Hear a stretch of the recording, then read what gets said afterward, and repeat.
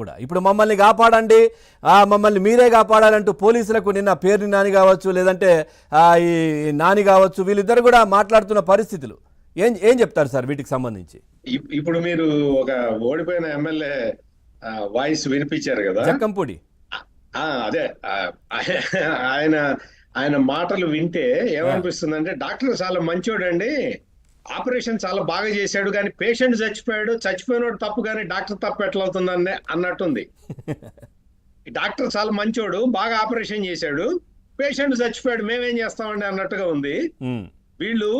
వీళ్ళందరూ కూడా ఒక ముఠాగా, అంటే ఎంత ముఠా అంటే ఒక్కసారిగా ఆంధ్రప్రదేశ్ ప్రజలందరికీ భయం కలిగించారండి. వీళ్ళందరూ ఆంధ్రప్రదేశ్ ప్రజల్ని భయంలో ముంచేశారు. వీళ్ళ బూతులతోటి ఈ కొడాలి నాని వచ్చి నిన్నొచ్చి చాలా ఆవేదనగా చెప్తున్నాడండి. ఏ రోజునైనా గాని మీడియా ముందరకు వచ్చినప్పుడు నీ అమ్మ మొగుడు ఇంకా బూతు పదాలు, అంటే ఇది ఒక్కటే నేను కష్టపడి నేను చెప్పింది, ఇది ఒక్క మాట్లాడుకోలేని విధంగా ఉండేటివి. ఇటువంటి పదాలని అలవోకగా వాడుతూ ఎదుటి వ్యక్తుల్ని అత్యంత నీచంగా, దారుణంగా కించపరుస్తూ వాళ్ళు వ్యవహరించిన తీరుకి ఇది గుణపాఠం అండి. ఈ రోజున జరిగిన పరాభవం దేనికి అంటే, ఈ సజ్జల రామకృష్ణారెడ్డి అడ్డం పడ్డాడా, లేకపోతే సజ్జల భార్గవ రెడ్డి వచ్చి అడ్డం పడ్డాడా, ఇది కాదు.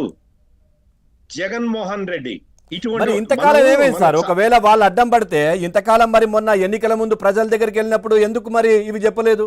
ఎందుకు మరి అప్పుడు బ్రహ్మాండమైన పరిపాలన అందించాం, సంక్షేమం ఇచ్చాం, ఇవన్నీ ఎందుకు చెప్పారు మరి? అట్లా ఈ జక్కంపూడి ఆయన అంటున్నాడు, పనికి మాలిన వాళ్ళందరూ చుట్టూ చేరారు అంటున్నాడండి. అవును, పనికి మాలిన వాళ్ళని పక్కన పెట్టుకున్న వాడిని ఏమంటారు?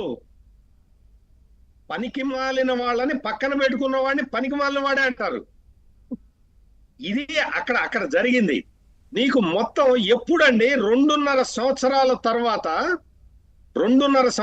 తర్వాత విశ్లేషించుకుంటే, జగన్మోహన్ రెడ్డి అప్పటికి ఇంకా మంత్రుల్లోనే సగం మందిని కలవలేదు. అవును, 151 మంది ఎమ్మెల్యేల్లో 130 మంది ఎమ్మెల్యేలని జగన్మోహన్ రెడ్డి కలవలేదు. సార్ బీఫామ్లు ఇచ్చినప్పుడు చూసిన ముఖాలు మళ్ళీ తర్వాత మళ్ళీ బీఫామ్ ఇచ్చినప్పుడే మళ్ళీ కలవడం. ఎగ్జాక్ట్లీ, బీఫామ్ ఇచ్చేటప్పుడు చూశాడు, మళ్ళీ తర్వాత కలవలేదు మనుషుల్ని. అవును, ఆ పనికి మాలిన చర్యని ఏమంటారు పవన్ గారు? అంటే నువ్వు ఎమ్మెల్యేతో మాట్లాడవా? సజ్జల రామకృష్ణారెడ్డి ఆపితే ఆగిపోతేవా? నువ్వు ఆగిపోయావు అంటే యువర్ పప్పెట్ సీఎం. నువ్వేమో సింహం సింగిల్ గా వస్తుందంటావు, పులివెందుల పులి అంటావు. నువ్వు వాళ్ళందరూ పనికి మాలిన వాళ్ళు కాబట్టి నేను ఓడిపోయానంటావు. దీంట్లో ఆంతర్యం ఏంటి సార్? ఇప్పుడు ఈ విధంగా ఒక్కొక్కరిగా బయటకు వచ్చి మేము కలవాలని ప్రయత్నం చేశాము, మేము ముఖ్యమంత్రికి మాకు మధ్యలో వాళ్ళు ఉన్నారు, మేము కలవలేకపోయామని చెప్పడంలో ఉద్దేశం ఏంటి? అసలు వీళ్ళ ఉద్దేశం ఏంటిది? ఉద్దేశం ఏంటంటే, ఈ మొత్తం ఈ డిబేకిల్ నుంచి జగన్మోహన్ రెడ్డిని తప్పిద్దాము, సజ్జల రామకృష్ణారెడ్డి లాంటి వాళ్ళని తిట్టిద్దాము. విజయసాయి రెడ్డి, సజ్జల రామకృష్ణారెడ్డి, వైవి సుబ్బారెడ్డి, ఈ రెడ్లందరినీ పెట్టుకుంది ఎవరు? జగన్మోహన్ రెడ్డే కదా. అది తెలీదు ఆ జక్కంపూడి రాజాకి. అప్పుడు వచ్చి సజ్జల రామకృష్ణారెడ్డి కాళ్ళ మీద పడ్డారు వీళ్ళందరూ. ఇదే వ్యక్తులు సజ్జల రామకృష్ణారెడ్డి కాళ్ళ దగ్గరే ఉన్నారు.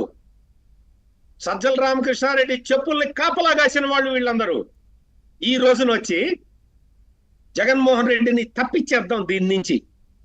జగన్మోహన్ రెడ్డి ఉపయోగం ఏంటి సార్? అసలు దీంట్లో ప్లాన్ ఉపయోగం ఏంటి? జగన్మోహన్ రెడ్డి మీద మాట పడకుండా చేయడంలో ఉపయోగం ఏంటి? అసలు ఏం జరుగుతుంది అక్కడ?